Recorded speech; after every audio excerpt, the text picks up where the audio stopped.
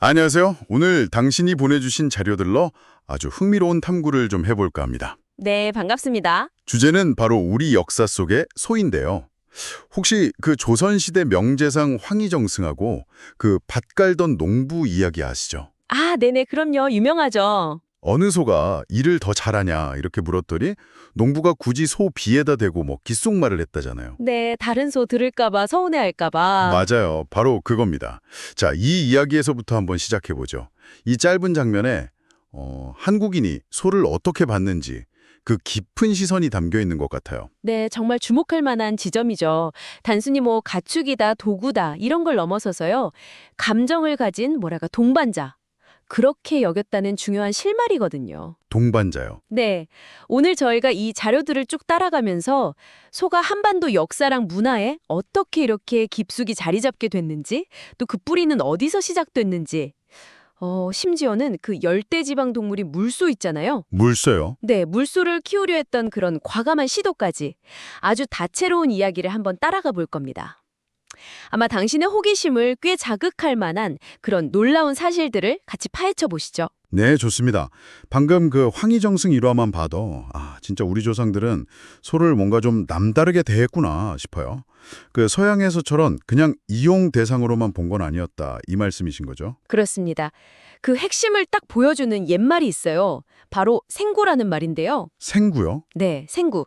요즘 우리가 쓰는 식구라는 말하고 아주 비슷해요. 그러니까 한 집에서 같이 먹고 자는 존재, 이걸 의미했는데 여기에는 그 집안의 하인뿐만 아니라 소나 말 같은 가축까지도 포함이 됐었어요. 아, 정말요? 가축까지요? 네, 그러니까 말 그대로 가족 구성원처럼 여겼다는 거죠. 이런 인간적인 대우 자체가 소가 우리 역사랑 아주 오랫동안 정말 긴밀하게 함께 해왔다는 걸 보여주는 증거이기도 하고요. 와, 생구라는 말에 그런 깊은 뜻이 있었군요. 와, 단순히 동물이 아니라니.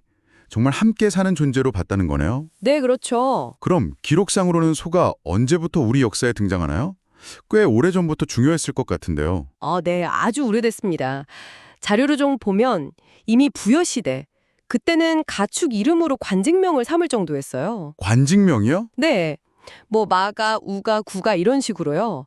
소는 또 제사에 쓰이는 아주 귀한 제물이기도 했고 심지어는 전쟁의 승패를 점치는데도 소를 썼다고 해요. 아, 소로 점을 쳐요? 어떻게 해요? 소 발굽을 봤대요. 그 발굽이 가지런히 딱 모아지면 길조고 반대로 벌어지면 좀 불길하다 이렇게 여겼다고 합니다. 와, 제물로도 쓰고 점까지 칠 정도면 진짜 중요한 존재였네요. 다른 초기 국가들 기록은 좀 어떤가요? 뭐 좀 더 구체적인 역할들이 있었겠죠? 네, 그럼요. 아주 다양했죠. 예를 들면 그 예국에서는 마을끼리 뭐 분쟁 같은 게 생기면 소나 말로 벌금을 내는 책화라는 제도가 있었어요. 아, 벌금을 소나 말로? 네, 법적인 보상 수단이었던 셈이죠. 사만 시대로 넘어가면 기록에 따라서 조금씩 다른데 마한에서는 소나 말을 차기보다는 주로 장례식 때 운구용으로 썼다는 기록이 있고요. 반면에 변안에서는 소와 말을 잘 탔다고 하고요. 지역마다 좀 쓰임새가 달랐던 것 같아요. 그렇군요. 특히 제주도는 예로부터 소하고 돼지 잘 기르기로 유명했잖아요. 네, 맞아요. 그리고 삼국시대 초기쯤 되면 이미 목축업이 꽤 발달해서 그 유력 가문들끼리 서로 소나 말을 막 빼앗기도 하고 또 남의 소나 말을 죽이면 노비로 삼는 그런 엄격한 법까지 있었어요. 소가 얼마나 중요한 재산이었는지 알 수 있죠. 와, 법까지 있을 정도면 네. 심지어 기원전 1세기경으로 추정되는 그 김해 패총 유적에서도 소뼈가 발견됐거든요. 그러니까 그 역사가 정말 오래됐다는 걸 알 수 있습니다. 그렇군요. 뭐 정치, 제사, 법률, 재산에다가 장례까지. 와, 정말 삶의 거의 모든 영역에 소가 있었네요. 네, 그랬던 거죠. 그럼 우리가 보통 누렁소라고 부르는 그 조선소 있잖아요. 한우. 이건 어디서 온 걸까요? 원래 한반도에 살던 야생소를 길들인 건가요? 아, 그 부분이 또 아주 흥미로운 지점인데요. 자료에 따르면 지금 우리가 아는 그 한우, 그러니까 조선소는 한반도의 야생소가 바로 가축화된 건 아니라고 봐요. 아, 그래요? 그럼 어디서? 오히려 뭐 중국소나 일본소하고 같은 계통으로 보는데요. 물론 뭐 세부적인 크기라던가 뿔 모양 같은 데는 조금씩 차이가 있지만 공통적으로 보면 대체로 중간 크기에서 약간 크고 뿔은 비교적 작고 털 색깔은 주로 젓갈색이고 그리고 성질이 좀 온순하면서 영리하다는 특징을 공유한다는 거죠. 아, 그럼 한반도 토종 야생소가 아니었다는 거네요. 그럼 어디서 왔다는 그런 가설들이 좀 있나요? 네, 크게 세 가지 학설이 제시되고 있습니다. 기억하기 쉽게 특징을 좀 잡아보면요. 네. 첫째는 작은 뿔. 여기에 주목한 중앙아시아 기원설입니다. 슈테그만이라는 학자가 주장했는데요. 중앙아시아 소의 특징인 그 작은 뿔, 단가 구종, 이걸 근거로 들어요. 그쪽 지역이 건조해지면서 소들이 동쪽으로 이동해 왔고 그 소가 우리 조상이 되었다는 거죠. 아, 작은 뿔 때문에 중앙아시아. 네. 둘째는 원종에 가깝다. 이건 시베리아 기원설이에요.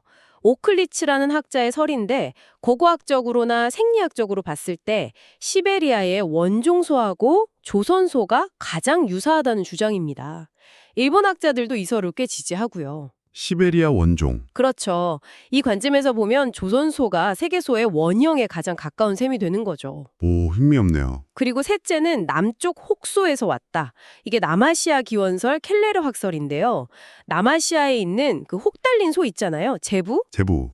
그 소가 북쪽으로 올라와서 중국 북부를 거쳐서 한반도로 전파되었다는 설이에요. 아, 혹소. 네. 현재로서는 이 세 가지 중에 어느 하나가 딱 정설이다. 이렇게 단정하기는 좀 어렵습니다만 북쪽에서 왔던 남쪽에서 왔던 대체로는 중국 북부 지역을 거쳐서 한반도로 전해졌을 가능성이 높다. 이렇게 보고 있습니다. 중앙아시아 작은 뿔, 시베리아 원종, 남아시아 혹소 북상. 이렇게 세 갈리군요. 근데 여기서 진짜 더 놀라운 이야기가 나오네요. 자료를 보니까 한반도의 소가 일본 소의 조상이 되었을 가능성이 높다고요? 네, 맞습니다. 여러 정황 증거들이 그 가능성을 아주 강하게 시사하고 있어요. 오, 어떤 것들인가요? 우선 고대 일본 문헌에는 소에 대한 기록이 거의 안 보여요. 심지어 중국 문헌인 위지 웨인전에는 아예 당시 외국, 그러니까 일본에는 소와 말이 없다. 이렇게 명확히 기록되어 있거든요. 아예 없다고요? 네, 일본에서 소를 기르기 시작했다는 첫 기록이 대략 535년경인데 그 소가 어디서 왔는지는 안 밝혀져 있어요. 아하. 하지만 그 소를 방옥했던 장소가 섭진이라는 곳인데 거기가 한반도랑 가깝다는 점, 그리고 그보다 한 40년쯤 전인 494년에 일본이 고구려에 가죽 가공 기술자를 보내달라고 요청했던 사실이 있거든요. 아, 가죽 기술자요? 그건 왜? 네, 이런 점들을 고려해 보면 아마도 한국에서 소가 건너갔거나 아니면 최소한 소를 들여올 계획이 있었기 때문에 가죽 기술이 필요하지 않았을까 이렇게 추정하는 거죠. 아하, 그렇군요. 그래서 고구려가 보내줬나요? 그 기술자를? 네, 기록에 따르면 스루기하고 누루기라는 이름의 두 기술자를 보내줬다고 하고요. 이게 일본 피역 산업의 시초가 되었다고 전해집니다. 와. 그리고 그 이후에 흥명천왕 시대, 대략 540년에서 570년 사이인데 이때는 백제로부터 소를 직접 들여왔다는 기록도 있어요. 백지에서도 갔군요. 네, 또 고려 정종 때는 일본 대마도 사신한테 소를 하사했다는 기록도 나오는데 이건 당시 일본에서 소가 얼마나 귀한 대접을 받았는지를 보여주는 사례라고 할 수 있겠죠. 하사품으로 줄 정도면. 그렇죠. 그리고 결정적으로 역사적으로 일본의 주요 소산지로 꼽히는 지역들 있잖아요. 예를 들어 오미, 이즈모, 조슈 같은 곳들이요. 이런 지역들이 고대부터 한반도랑 교류가 아주 활발했거나 아니면 한반도에서 건너간 도레인들이 많이 정착했던 곳이라는 점도 중요한 간접 증거가 됩니다. 와, 정말 퍼즐 조각처럼 딱딱 맞춰지는 느낌인데요. 단순한 추측이 아니라 여러 근거들이 탄탄하게 있군요. 네, 그렇습니다. 그런데요, 일반 소뿐만 아니라 우리가 흔히 동남아시아 같은 데서 보는 그 물소 있잖아요. 뿔 크고 까만 소. 그 물소도 우리나라에서 길렀다는 기록이 있다니 이건 정말 생각도 못했는데요. 네, 맞아요. 저도 자료 보면서 상당히 놀랐는데요. 심지어 일본의 일반 소가 전해지기 훨씬 이전이거든요.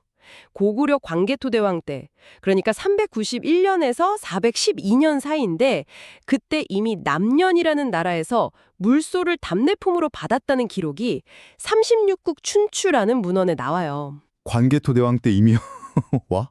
네, 그리고 조선시대에는 훨씬 더 적극적으로 물소 사육을 시도했습니다. 태종 때는 태국, 그 당시 샴국 사신이 물소를 가져오다가 중간에 해적한테 빼앗기는 사건도 있었거든요. 아, 해적한테요? 네, 근데 이게 그냥 우연히 가져온 게 아니라 태종이 그 전에 물소를 좀 구해달라고 부탁을 했었기 때문이에요. 아, 태종 임금이 직접이요? 왜 그렇게 물소를 원했을까요? 뭐 농사 때문은 아니었을 것 같은데요. 네, 주된 이유는 아마도 군사적인 목적이었을 것 같아요. 군사 목적이요? 네, 바로 물소 뿔. 그 뿔을 활의 부품이나 뭐 다른 무기 재료로 쓰기 위해서였던 거죠. 당시 명나라에서는 물소 뿔이 아주 중요한 군수물자라서 수출 금지 품목이었거든요. 아, 구하기가 어려웠겠네요. 그렇죠. 얻기가 어려우니까 그럼 우리가 직접 길러서 조달하자 이렇게 생각했던 것 같아요. 그래서 여러 차례 시도를 했는데 결국 세조 때 성공합니다. 일본 사신의 도움을 받아서 류큐, 지금의 오키나와죠. 거기서 물소 한 쌍을 구해오는 데 성공해요. 드디어 성공했군요. 그럼 잘 키워서 활용을 했나요?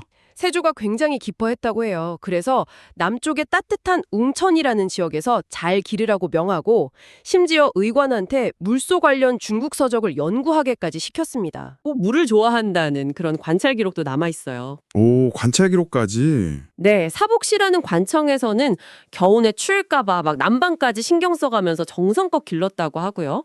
성정 때는 번식에도 꽤 성공을 해서 신하들한테 나눠주기도 하고 각 도에 보내서 키우도록 하기도 했습니다. 번식도 성공하고. 네. 근데 재밌는 건 그때 물소를 구해줬던 그 일본 사신 있잖아요. 그 사람이 나중에 와서 자기가 기르던 물소는 죽었다면서 조선 조정에 다시 한 쌍을 달라고 요청하기도 했다는 그런 기록도 있어요. 아하, 그런 일도 있었군요. 번식까지 성공했다니 정말 대단한데요. 그럼 농사에도 좀 써보려고 했을까요? 네, 연산군 때 농사에 한번 이용해보라는 명령이 내려졌습니다. 근데 결과는 영 신통치가 않았던 것 같아요. 아, 왜요? 기록을 보면 백성들이 물소로 밭을 갈아보니까 얘가 속도가 너무 빨라서 사람이 따라가지를 못했대요. 아, 너무 빨라서. 네, 그리고 논을 갈게 하니까 얘는 물을 워낙 좋아하잖아요. 그래서 그냥 논바닥에 들어 누워버렸다고 합니다. 정말 물소 이름값을 했네요. 네, 그쵸. 또 수레를 끌게 했더니 어찌나 시끄럽게 울어대는지 수레에 실은 짐이 다 떨어져 나갔다. 뭐 이런 웃지 못할 이야기도 전해지고요. 아, 정말 쓰기가 어려웠겠네요. 네, 결국 우리나라 기온에도 잘 안 맞았고 농경이나 운반용으로도 효율이 너무 낮았기 때문에 중종 이후로는 기록에서 거의 사라지게 됩니다. 비록 실패로 끝나긴 했지만 이런 열대 동물을 거의 60여 년간이나 국가적으로 도입하고 사육하고 또 연구까지 했다는 사실 자체가 우리 조상들의 어떤 놀라운 적응력 그리고 새로운 것에 대한 도전 정신을 보여주는 사례라고 할 수 있겠죠. 네, 그렇네요. 실패했지만 그 과정 자체가 대단합니다. 자, 이제 가장 근본적인 질문으로 한번 가볼까요? 인류는 대체 어떻게 그 무섭고 거칠었을 야생소를 길들여서 지금의 가축으로 만들었을까요? 처음부터 농사 지어야지 하고 접근한 건 아닐 텐데요. 네, 그 기원에 대해서는 가축학자인 이한이라는 사람의 학설이 상당히 설득력 있게 받아들여지고 있습니다. 하한 학설이요? 네, 그의 주장에 따르면 가축화의 시작은 이게 참 놀라운데요. 경제적인 목적이 아니었다는 거예요. 오히려 종교적인, 어떻게 보면 좀 비합리적인 동기에서 비롯되었다는 거죠. 종교적인 동기요? 네, 정착해서 농사를 짓기 시작한 고대인들은 식물이 이렇게 싹 트고 자라서 열매 맺고 씨드는 생명의 순환, 그리고 계절의 변화, 특히 달의 변화 있잖아요. 달이 차고 이질어지는 거, 이 사이의 깊은 연관성을 직관적으로 깨닫게 된 거죠. 아, 달과 식물의 성장. 그렇죠. 그래서 농경사회에서는 달이 풍요와 생사, 또 식물의 성장을 관장하는 어떤 초자연적인 힘을 가졌다, 이렇게 믿게 되었다는 겁니다. 아, 그래서 달에게 제사를 지내기 시작했다. 이 말씀이시군요. 맞습니다. 특히 달이 이질어지는 현상, 예를 들어 월식 같은 거요. 이런 걸 달의 힘이 약해진 걸로 해석했어요. 그러니까 풍성한 수확을 위해서는 달에게 다시 활력을 불어넣어줘야 한다, 이렇게 생각했고 그래서 제물을 바치게 된 거죠. 네, 이에 제물로 선택된 동물이 바로 야생소였다는 겁니다. 왜 하필 소였을까요? 그 이유는 당시 서아시아 지역에 살던 야생소의 그 크고 위로 굽은 뿔 모양 있잖아요. 그게 초승달이나 반달 모양하고 아주 비슷하게 보였기 때문이라는 거예요. 그래서 고대인들은 소와 달 사이에 뭔가 신성한 연결고리가 있다, 이렇게 믿었던 거죠. 달의 여신이 특별히 여기는 동물이다, 이렇게 생각했을 수도 있고요. 뿔 모양이 달과 닮아서. 네, 거기까지는 이해가 가는데 제물로 바치려면 그냥 사냥해서 쓰면 되는 거 아닌가요? 그게 어떻게 소를 기르는 행위, 그러니까 가축화로 이어지는 거죠? 네, 아주 좋은 질문입니다. 물론 뭐 주기적으로 돌아오는 초승달 제사 같은 거는 미리 준비할 수 있었겠죠. 하지만 갑작스런 월식처럼 예측 불가능한 상황에 대비하려면 항상 재물이 준비되어 있어야 했어요. 근데 급하게 그 사나운 야생소를 사냥한다는 건 굉장히 어렵고 위험한 일이었잖아요. 그렇죠. 위험했겠죠. 네, 그래서 고대이들은 야생소를 산채로 잡아다가 신전이나 제단 근처에 마련된 신원이라는 특별한 우리에 가두어서 기르기 시작했다는 겁니다. 일종의 살아있는 재물 저장고였던 셈이죠. 아, 신원, 재물 저장고. 네, 고대 바빌론 유적에서 발굴된 토기 표면에도 보면 야생소를 우리에 가두어 놓은 그 신원의 모습이 새겨져 있습니다. 심지어 페르시아어의 파라다이스라는 단어도 원래는 이런 신성한 정원이나 울타리를 의미했다고 하니까 그 개념이 꽤 널리 퍼져 있었던 것 같아요. 와, 파라다이스의 어원이 거기서. 네. 바로 이 신원에서의 생활이 가축화의 결정적인 계기가 되었다는 겁니다. 우리에 갇혀 지내면서 번식을 하고 새끼를 낳는 과정 속에서 처음에는 뭐 거칠게 저항하고 사람이 주는 먹이도 거부했겠죠. 하지만 점차 그 갇힌 환경과 사람의 존재에 뭐 억지로라도 적응하면서 순화되어 갔다는 거예요. 환경에 적응하면서 네, 사람 냄새에 익숙해지고 또 세대를 거듭하면서 점차 좀 더 온순한 개체들이 선택적으로 살아남게 되었겠죠. 이렇게 처음에는 순전히 종교적인 재물 확보를 위해서 시작된 사육이 시간이 흐르면서 그 소의 심, 예를 들면 뭐 노동력이라든지 또는 가죽이나 고기 같은 경제적인 가치를 발견하고 활용하게 되면서 비로소 오늘날 우리가 아닌 가축으로서의 소가 탄생했다는 것. 이게 바로 하한학설의 핵심입니다. 그러니까 경제적 필요가 먼저가 아니라 종교적 믿음이 먼저였다는 거죠. 와, 정말 흥미로운 야정이었습니다. 그 황희정승 일화에서 소의 감정을 헤아렸던 우리 조상들의 시선을 시작으로 해서 단순한 가축이 아니라 생구라는 가족의 이론으로 여겼던 그 독특한 관점. 네, 생구요. 네. 그리고 역사 기록 곳곳에 나타나는 소의 중요성, 또 그 기원에 대한 여러 학설들, 심지어 바다 건너 일본 소의 조상이 되었을 가능성, 그리고 물소 사육이라는 정말 놀라운 도전까지 살펴봤고요. 네, 물소까지. 마지막으로는 야생소가 우리 곁으로 오게 된 그 계기가 경제적인 필요가 아니라 달과 뿔모랑이 얽힌 어떤 종교적인 믿음 때문이었다는 가축과 기원설까지. 와, 정말 생각의 틀을 확 넓혀주는 그런 이야기들이었습니다. 그렇습니다.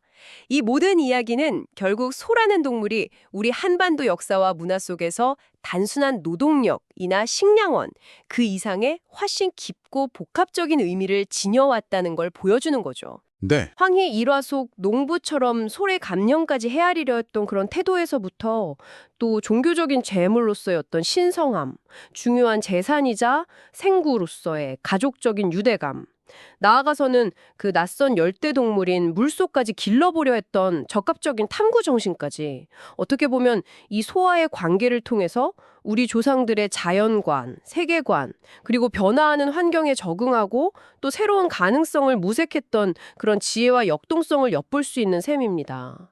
아마 당신이 이 자료들을 통해 얻고자 했던 그런 깊이 있는 통찰에 오늘 저희 이야기가 조금이나마 가닿았기를 바랍니다. 네. 저도 정말 많은 걸 배웠습니다. 오늘 우리가 살펴본 자료 중에 그 부여시대 사람들이 소 발굽 모낭을 보고 전쟁의 길흉을 점쳤다는 내용이 있었잖아요. 네, 있었죠. 발굽. 네. 꽤 구체적인 방법이었는데 어쩌면 지금은 우리가 상상하기 좀 어려운 고대 문화가 동물의 행동이나 뭐 신체의 일부를 통해서 세상을 읽고 미래를 예측하려 했던 또 다른 흥미로운 방식들이 훨씬 더 많이 존재하지 않았을까요? 충분히 가능성 있는 이야기죠. 네. 그런 잊혀진 지혜들을 한번 상상해 보는 것도 참 의미 있는 일이 될 것 같습니다. 다음 시간에 더 흥미로운 탐구로 다시 찾아뵙겠습니다. 네, 감사합니다.